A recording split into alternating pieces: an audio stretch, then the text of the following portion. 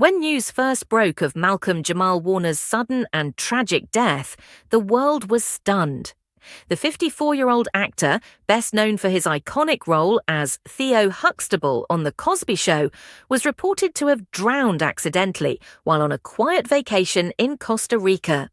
Authorities issued a brief statement, claiming there was no foul play involved, and most people took the official story at face value. But behind the scenes, something far more disturbing was unfolding, something the public was never meant to see. Until she opened the USB that she is Kendra Taylor, Warner's longtime friend and former assistant. According to close sources, Warner handed her a small USB drive just 2 weeks before his death, saying, "If anything ever happens to me, I need you to open this." At the time, it seemed like a joke. Warner had never expressed fear or paranoia, at least not publicly. But when Kendra learned about his drowning, something inside her shifted. The calm, calculated tone of his warning now felt chillingly real. Kendra didn't waste time. She retrieved the USB from her safe, plugged it into her laptop, and what she found inside changed everything. The drive contained several folders labeled Truth, Contracts, and one ominously titled Insurance. The videos and documents inside suggested that Malcolm-Jamal Warner had been quietly battling powerful forces in the entertainment industry. In one video clip, he spoke directly to the camera, his face somber. "If you're watching this, I didn't just drown. I knew they were coming for me. I tried to walk away to protect my legacy and my peace, but they don't let you walk away clean."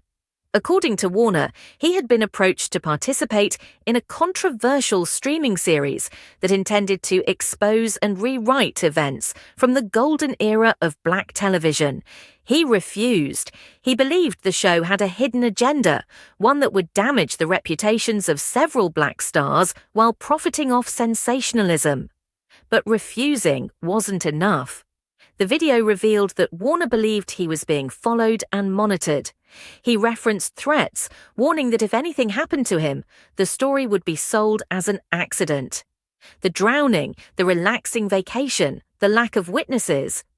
It suddenly all made sense. Even more shocking were the documents labeled contracts.